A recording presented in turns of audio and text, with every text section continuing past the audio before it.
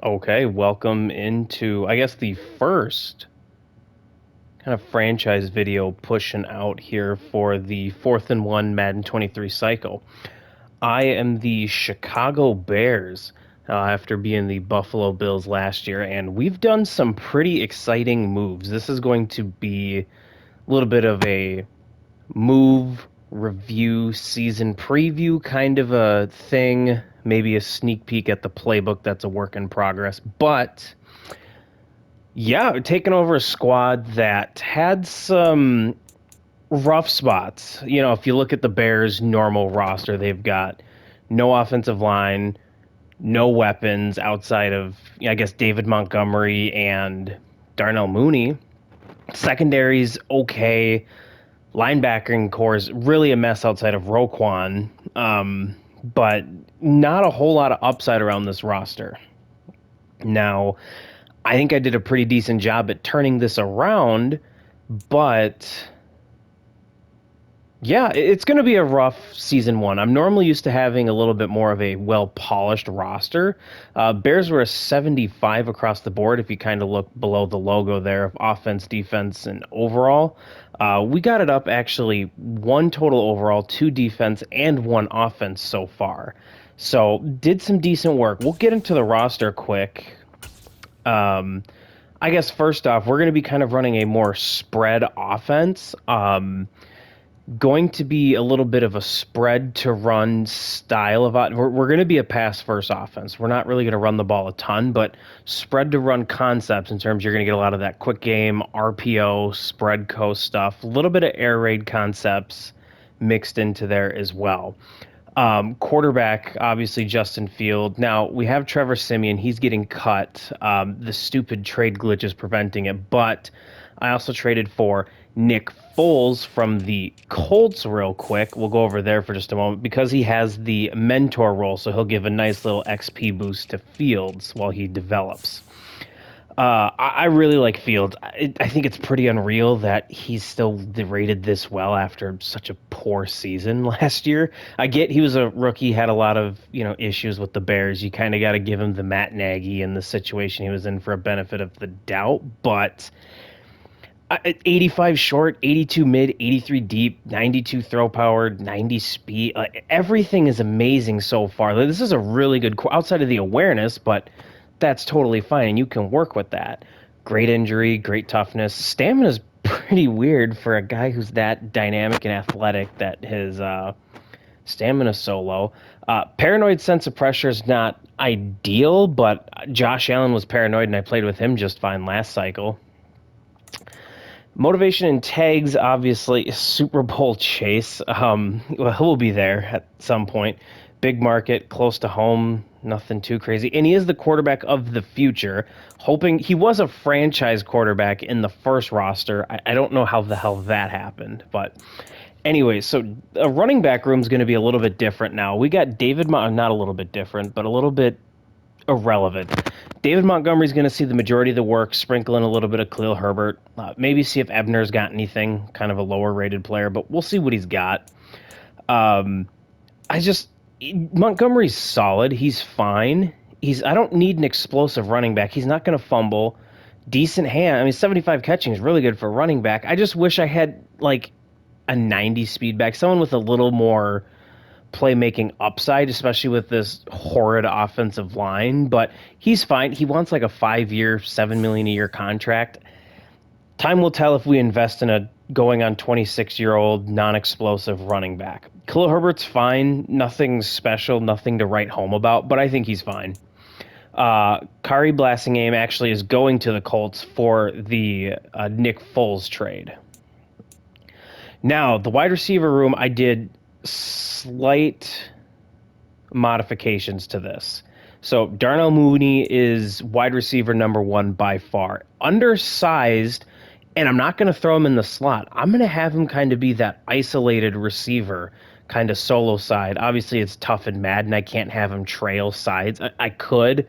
It's just a lot of frickin' work. But we're going to keep him mainly isolated on the left-hand side, step into the slot once in a while, and I'll try and move him around the field a bit, kick him over to the right. That way you can't just key in on where he's going. But he's got great ratings. He's fast. He has hands. He can run decent routes. He's not the greatest coming off press. And he's really good after the catch, too. He's got mid 80s juking. He's not, this frail guy, and he's got good stamina. And he's got some pretty decent traits, too. Keeps feet in bounds, fights for yards. He has rack and then egg catches. So I'm fine with what he is. Now, in terms of his motivation and tags, we got to work on things. We got to hope Field gets a franchise quarterback. We got to hope we can win right away. And then hopefully that I can do good enough where these tags will be there. Otherwise, I'm either going to have to tag him or let him get traded somewhere if I can't re-sign him. And Stardev helps.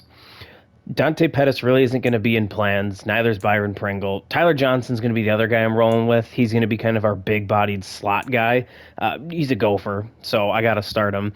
Good hands, decent routes, physical, just because he's bigger. Not really going to juke anyone out, but he's going to kind of run through, break those arm tackles.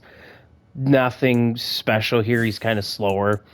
N'Keal Harry's going to be the third, fourth hybrid receiver because I made a trade for a guy, but he's not on the team yet because of that damn glitch. But same with he's basically Tyler Johnson, but a little more physical after the catch. That's essentially what he is, and he's kind of more of that possession instead of slot guy. No one else here is really going to be a part of the roster. That's crazy. We'll decide who gets cut later at some point, but I made a trade. I traded a corner for Tyquan Thornton, which I am very excited about. I am going to get that kind of athletic, bigger body, X receiver on the perimeter. So he's got 95 speed. He's got decent hands, actually decent route running for a rookie. That release is pretty trash. Good jumping, good spec catch. Not the greatest after the catch, which is what I would prefer them to be, but he'll be fine. And he's a rookie too. So he's 21, 22 years old. So he'll develop really nice in our offense. So we're excited to get Tyquan Thornton back. I shouldn't say back, but me to get a Patriot over here. It was like pulling teeth to get him, but we'll continue on. Now, this is where I'm really excited. Those of you who actually play in the league and kind of follow along know that this dude was, I guess, the cheese guy for me last year. I broke the 4th-and-1 record. We keep historical records, but I broke the receiving and touchdown record with him in 4th-and-1 and the league, obviously. But, baby, we got Dawson Knox. So I am so fired up to have him again. I love having Dawson Knox. He's essentially everything I look for in a tight end, especially in a spread offense. He's athletic enough where it's essentially having just another giant slot receiver out there. Route running's not the greatest, but for tight ends, it honestly really doesn't matter. He fights after, fights for yards after contact, run after the catch, possession. The undisciplined penalty is kind of annoying, but outside of that, he's not the greatest blocker, but he's good. He plays so much better than his ratings, and I'm kind of a tight end guy. Motivation and tags are amazing for everything here. This is all he wanted, and shit, we're going to be able to re-sign Dawson Knox no problem. And he's star dev. So hopefully we get that up to a superstar dev after the first year. Nothing really here tight end depth-wise. I'm going to cut either Griffin or O'Shaughnessy, and O'Keefe will be the backup, and if we lose Dawson Knox, we're just going to roll 4 wide the whole game. So now I will go quick with the offensive line because there's nobody special here. I'm hoping with Riley Reif's mentor tag, Braxton Jones can develop a little bit. He's got athletic upside, a little bit old, 23, normal dev, nothing that spectacular with his ratings, but who knows? Maybe he could be fine. Left guard, Cody Whitehair is actually really good, but he's older and expensive. I don't know what I'm going to do with him moving forward, but he's good for season 1. Lucas Patrick, same thing. He'll be fine for season 1. Right guard's pretty miserable. We'll probably have some holes there. If I can upgrade without sacrificing too much more draft capital or assets, I'll do it, but he'll be fine for year 1. And then Tevin Jenkins is going to be the future star of this tackle group. I'm a zone team, so I need to try and work on his agile archetype stuff. But he's athletic, he's big, he's strong, he's got some good ratings to start out with. So, and star dev, and 24 is not ideal, but you can work with him. So, yeah, we'll work on this offensive line. My first priority was to get just young cornerstones to build around. Think I got them, so we're good. Now, defense is where I did the most kind of turnover, turnaround, change of stuff for us. So we traded Roquan Smith, and in order to get Roquan Smith, well, we'll start here actually quick. Traded for Isizi Otamayo or Tamio Otamayo. So I can't even just go for it. I can't even pronounce his name, but uh, got him as just depth there. We're a 3-4 on defense. We're going to run a 3-4 disguise, kind of a Fangio style, too high shell defense. But we traded for Ed Oliver too from the Bills, and that's what Roquan Smith did. There's one other player in that trade, but Ed Oliver and Dawson Knox were two of the main pieces of that, and I am so excited to have Dawson Knox as well, playing kind of that 4-eye 5-3 technique kind of a player. So athletic, so dynamic in the pass rush on third downs, things of that nature. And he's young with star dev, so he's only going to get better. And it's not like his block shedding's that bad. He's a little undersized, 6'1", 287, but fuck, okay, who cares at that point? He's a great player to have. And we still got Doug Costin here that we got from the Steelers as well. We traded another player that we'll go over here in a moment, but he's a star dev somehow. And so he's a little bit more of a run defender, but with star dev, who knows? Maybe we can develop kind of some decent power move traits and kick him up opposite side of Ed Oliver. Angelo Blackson's just depth, so that's what we're hoping. Otherwise, we're going to have to get another interior D-line or two. Justin Jones is fine for a couple years. He's got a $9 million contract, so he'll be here for 2 years. Nothing else depth-wise at interior D-line to go over. Mike Pennell's fine for a year. I wish he had the mentor tag, though. That'd be nice. So, pass rushers, nothing too impressive here to speak about. He's really going to kind of rotate with Carter Coughlin, who's a right outside linebacker. But Travis Gibson and Carter Coughlin are going to be kind of my two guys. I like Travis Gibson's upside, 25 star dev, 78 finesse move, 83 speed, 87 excel. His zone is terrible, but we're just going to try to keep these guys rushing the passer when we're in base. So that's the one downside there. Carter Coughlin's a little bit better in coverage, I think. I know. Oh, no. Yeah, he's a little bit better, 55, which isn't terrible. If he needs to drop back, that's okay. A little more athletic, not as good against the run, not as good kind of pass rushing because he's a little bit lower of an overall. But I got to get my gopher, man. He was one of my favorite players of all time in Minnesota, so I have to have him. And I always try to make him a starter, and he does fine. Now, at the linebacker position, there's one adjustment. Right now, we're leading the bid on Dante Hightower in free agency, and that'd be our big preseason free agency pickup. But Dante Hightower, Rashaan Evans, and Blake Cashman would be kind of our main three guys that'll rotate around. Evans is going to be kind of that more thumping, run defending guy. He's okay in zone. You can definitely have worse players than him.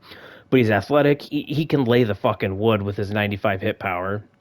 And honestly, if you're worried about his coverage, just user him. He'd be a great user linebacker.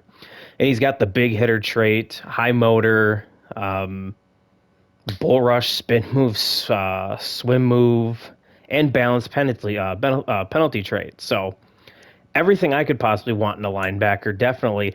26, normal dev, and needs to be re-signed. He's decent. He likes it here. If we win, he'll probably switch to wanting to re-sign with us. But, wish he was a couple years younger. But if he was, I probably wouldn't have been able to get him via trade. Blake Cashman, another one of my favorite Gophers. This is kind of be more of my cover nickel dime linebacker. Athletic, almost a 70 zone coverage. Not the greatest against the run, but he can do fine. 70 strength, 72 block shed. 82 pursuit, 83 hit power, high motor as well. So he's injury prone though. That injury is really low, deservingly so, and his motivations are absolutely terrible. So we're gonna have to give him a nice fat contract, which he'll like. But I like the duo here moving forward of Blake Cashman and Rashaan Evans. Now Hightower will get in there. He's kind of a Rashaan Evans' clone, a little bit bigger, slightly slower, but that run defender as well. But I like this duo here, and with Hightower, I like the trio. Plus, Hightower has the mentor tag, so he'll hopefully get them both a little bit more experience. Secondary now, this is where I've done probably the most work. Now, Kyler Gordon was in the trade for Tyquan Thornton. That's we just swapped players. Um, Jalen Johnson obviously is our number one corner. Really good in zone. He's got like an 87, 88 zone coverage, 87 zone. And I don't need him to be super fast for zone. And he's got really good press. So I can kind of play some press quarter, or not press quarters, press cover three, can play some press Tampa two if I really want. So he's got good ratings. Wish he was a little bit, I guess, faster if you had any gripes with it, but he's a perfect corner for me in my defense. High motor, I don't like the undisciplined penalty trait, but you live with it. We traded for Christian Fulton, and we really like what he can bring to this. He's normal dev, which isn't ideal, but he's only 23, so there's plenty of chance. Athletic, good zone, solid press, decent jumping. Catching isn't the greatest, but high motor, balanced penalty trait, we're fine with it. And now we're really pumped about Kyer Elam, especially because he's star dev, athletic, good zone, good press out the gate, undisciplined penalty trait as well. So could give up some DPIs here, but we really like his potential here to play make for the defense. We traded Eddie Jackson for Terrell Edmonds and a pick. Oh no, it was Doug Costin, Edmonds and Costin. So we just get younger here. Another kind of 87 hit power cut. We're going for kind of these harder hitting, athletic, physical defenders to see if we can get a little spark and switch this defense over. So he'll be a decent free safety for us. Wish again he was a little bit younger, star dev, but he'll be fine. And then Jaquan Brisker. So we like him. I wish he was a little bit younger as well. He's 23, but you got to make do with what you got. So not a huge deal. Special teams, nothing fancy. We did get rid of all but the minimum picks you can have is 4, and we're there. And next year we only have 5. Yeah. So we're pretty strapped on draft picks, but hey, here we are. We'll try and recoup some of these picks, but we have our first, which is really what I wanted to keep. I don't want to give up any firsts.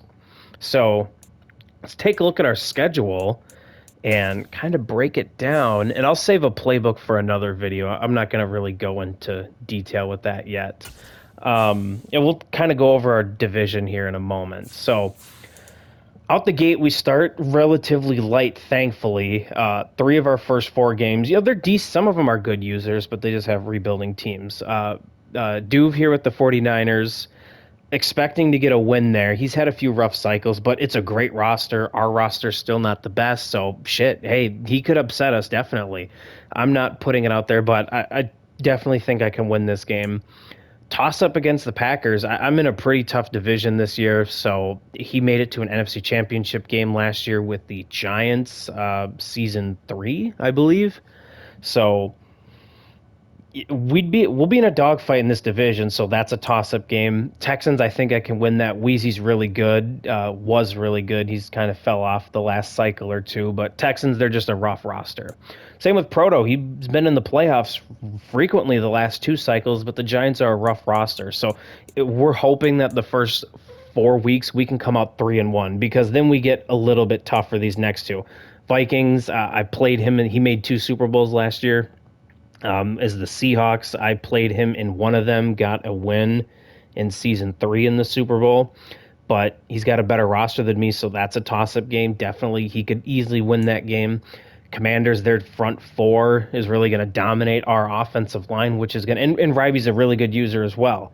So, week 6, we're hoping to be at least 3-3. 3-3 is the bare minimum we'll accept. 4-2 is ideal here. Between Commanders, Vikings, Packers, we got to win 1, and then we got to sweep the 49ers, Texans, Giants to get 4-2. Patriots, Waffles got the Pats. Definitely traded away a lot of his assets for picks, so I'm thinking we can win that game. Cowboys are a really good roster, but I haven't lost to Wonka. As you can see, if you're not really a follower of the league, known each other for a while. I'd say more than a while, for 22 years, but uh, homies here with the gamer tag or PlayStation username. But I haven't lost to him since Madden 19, I think, and that includes even when we just fuck around and play on the side. So I think I got this game. We played, and I had Tyler Huntley at quarterback um, a week ago, and I beat him 47-15. So I think I can get this one. Now, Cody, I think we played 5 or 6 games last year, and I won every game. But that roster for the Dolphins in Madden is very cheese, and I don't think I got a team to compete with that. So I guess by this point, I'm hoping week 9 that I can be 6-3, because we talked about 4-2 after week 6. I think I can win 2 of these next two, so 6-3. Lions, Jimbo is the Lions. He just hasn't joined. We don't start until Monday, I think. Sunday night is when we advance to week 1, so we've got time to get him in here. Um, Decent user, had a really good run a couple cycles ago, but Lions are a tough team, so I don't think he's quite ready to compete yet. So I should win that one. So hopefully here 7-3. Falcons, that's a toss-up game. Mad's really good. We played in a Super Bowl last cycle. Beat him in the Super Bowl when I had the Bills and he was the Falcons, but that's a toss-up game, so we'll give us a loss there. So 7-4 going into week 12. Jets, Tolg's just had a few rough cycles and now going to be a new dad, so congrats Tolg on that one there, but not going to be as focused on Madden. Rough roster. I think I can win that one. So we're 8-4. I think, yeah, 8-4 here. Another toss up with the Packers. So by week 13, we're hoping for 9-4 or 8-5. We'll give us the loss there and say 8-5 going into the bye would be very solid for us with this Bears. And then the last 4, we gotta go. We gotta split. Eagles, I think I can get the win. Narwhal's kind of fallen off the last couple cycles, similarly to some of the other users that we kind of mentioned that have declined a little bit. Eagles are a good roster, but he's just so MIA that it's tough to tell. Coy, I'm like 85-0 against him, but he's got a really good roster. So we'll see kind of what happens there. Lions and Eagles, I think, are the 2 games I could win. So that would get me at least 10-7. If we can kind of go 3-1 down the stretch, we can get to 11 wins. I think 10 will be good enough to get like the 7th seed. 11 might put us up to contend with Spectre Bug and Smash Mouth and the Packers for the division. So I think 10 or 11 wins could do it. I could definitely be a lot worse than that. I'm not going to put it against me. This is a really rough roster this year. But we'll quickly preview our division. So I think probably the person I'm going to be chasing the first season or two until I get the roster there is Nick and the Vikings. Obviously, he's got a good quarterback in Kirk, who's good in Madden, because, I mean, if you think about his ratings, I mean, shit, he's got like 93 or 94 short, 90 short accuracy, 89 medium, 89 deep, 98 play action, so he's really good for season 1. He'll be fine. Cook's a great running back. Jefferson and Thielen are great. For whatever reason, Thielen still gets this insane amount of love, but Jefferson's elite in Madden. Young, fine offensive line, but it's not like my front seven's going to do anything to him. He's a 3-4 at the moment, so interior's a little rough, but he's got Zadarius Smith and Daniil Hunter at edge, Kendricks and Hicks at linebacker, and then another secondary is nice. Andrew Booth, star dev, 21 years old. Cameron Dantzler's 23, but I think he's a normal dev. So you got 2 good corners to work up there. Booth especially is going to just develop great. Same with Lewis Seen. He's a star dev as well. Harrison Smith, older, but he's great for season 1. Packers would be kind of the next one that I'm kind of looking up at, trying to chase here. And Aaron Rodgers, you can't go wrong with him. Aaron Rodgers, Aaron Jones, A.J. Dillon, a great trio right there. Pretty rough on the receiver point of things, but you got Christian Watson, Romeo Doubs, Amari Rogers as young players to develop behind Watkins and Cobb. Tanyan, still there. David Bakhtiari, okay interior line, but Bakhtiari and Elton Jenkins are your tackle bookends there. Really good pass rush with Rashawn Gary, Preston Smith, Kenny Clark's pretty solid. Jarn Reed and Dean Lowry are fine. Devontae White as well. Chris Barnes, Quay Walker, Devondre Campbell's a really good linebacker trio. And then their secondary is really good. Jari Alexander, Rasul Douglas, Eric Stokes is a really good corner trio. Darnell Savage is a really elite young safety, really a great user safety. And Adrian Amos is solid. So really good as well, 88 overall. Now, Jimbo and the Lions, they made a few moves which really is going to help their roster out. So Jared Goff is rough, but he's a traded Swift for Clyde Edwards-Hilaire, which is whatever, but he likes his LSU Tigers. Really fun receiving trio with DJ Chark, Amon St. Brown, and Jamison Williams. You got your two perimeter speed guys, and you've got your nice bigger bodied slot guy with 94 catching. Holy shit. TJ Hawkinson's an elite tight end, and a really good offensive line with Taylor Decker, Jonah Jackson, Frank Ragnow, Hal Vaitais, their weak link, but then Penei Sewell as well as a superstar dev. Charles Harris, Romeo Aquara, Aiden Hutchinson's a decent pass rush trio. Need to get some interior D-line help. Rough linebacking core, but decent young secondary with potential upside. And then they traded for Jordan Poyer, who's a superstar dev at safety, who's going to give him a really nice piece back there. So that's kind of the preview of things here. We're really hoping to get stuff rolling and running here, but we'll see. I think we'll be back later this weekend. We'll have the playbook finalized, both of them, and we'll go over our playbook then. And then we kick off Monday or Tuesday night at home against the 49ers. So thanks for tuning in, and we'll see you next time.